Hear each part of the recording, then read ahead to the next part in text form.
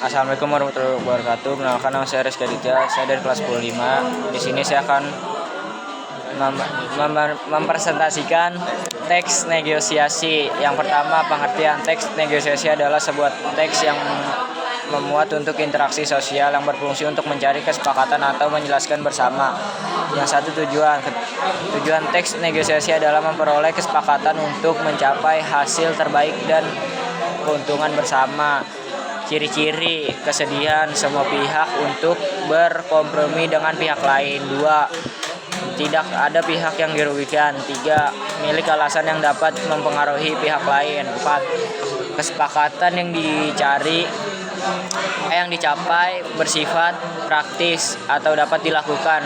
Struktur teks negosiasi. Yang 1. Orientasi. Bagian orientasi berisi pembukaan atau awalan sebuah negosiasi, biasanya berupa kata salam, sapa, dan sebagiannya.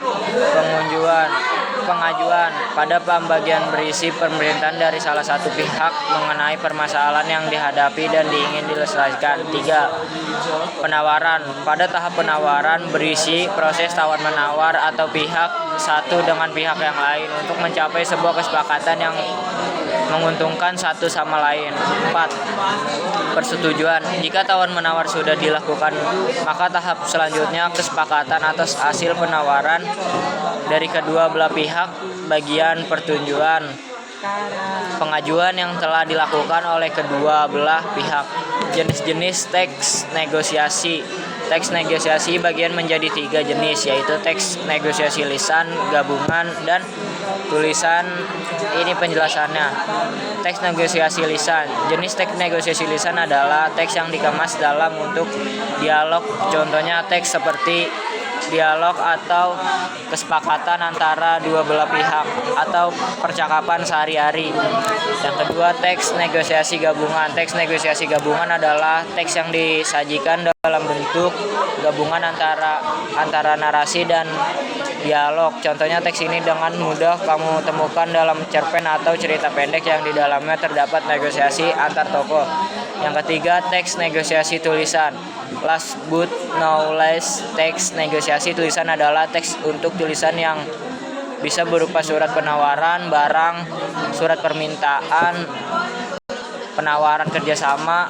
Ketiga surat ini juga termasuk ke dalam surat niaga. Kaidah kebahasan teks negosiasi. Setiap teks memiliki kaidah kebersamaan dan menjadi ciri khas dari teks itu sendiri. Pada teks negosiasi terdapat kaidah kebangsaan yang digunakan apa saja. Kalimat.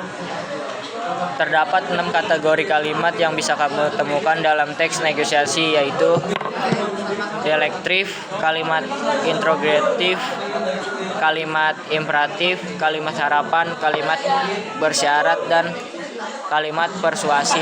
Kalimat direktif. Kalimat deklaratif adalah sebuah kalimat yang berisi pernyataan. Kalimat deklaratif disebut juga sebagai kalimat berita. Contoh di tempat lain hanya bisa lebih mahal. Pak, ini sudah menjadi murah, jadi Bapak tidak akan rugi beli di sini. Kalimat interrogatif.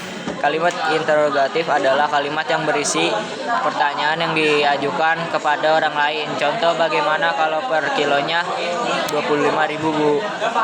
Kalimat imperatif. Kalimat imperatif adalah kalimat yang di dalam mengandung perintah, berfungsi meminta atau memerintahkan orang lain melakukan sesuatu. Contoh, silakan dicoba dulu, Bu, buahnya.